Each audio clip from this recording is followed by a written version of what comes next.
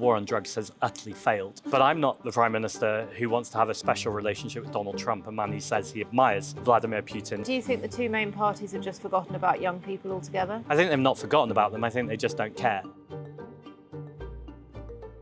I'm Anna van Praagh and I'm interviewing the leader of the Green Party, Zack Polanski.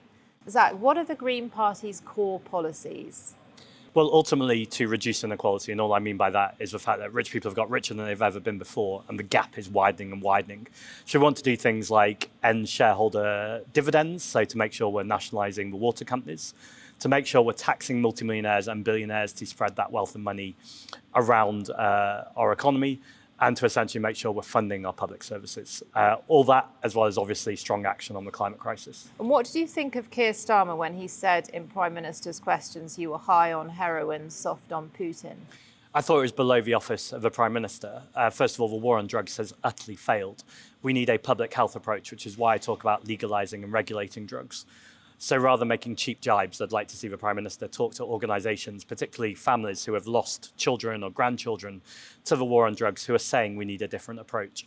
And then in terms of Putin, Vladimir Putin is a dictator, an autocrat, but I'm not the Prime Minister who wants to have a special relationship with Donald Trump, a man who says he admires Vladimir Putin. Meanwhile, he shames Zelensky in the White House. So if the Prime Minister wants to get serious about international affairs and serious about Putin, then he probably needs to address the questions we have around his relationship with Donald Trump.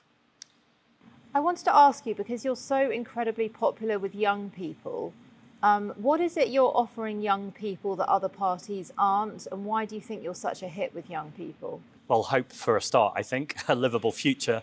We'll usually do it, but then we have policies such as free bus travel for under 22s, abolishing tuition fees, rent control, and actually all the policies we have to reduce inequality, the gap between rich and poor, will impact young people more than anyone, almost more than anyone else, because it's their future that's being robbed. And do you think the two main parties have just forgotten about young people altogether?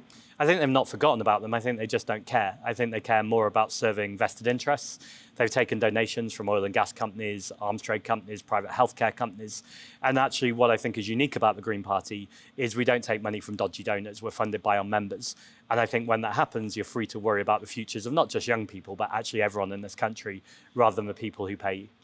Fantastic. Thank you so much, Thank Zack. you very much.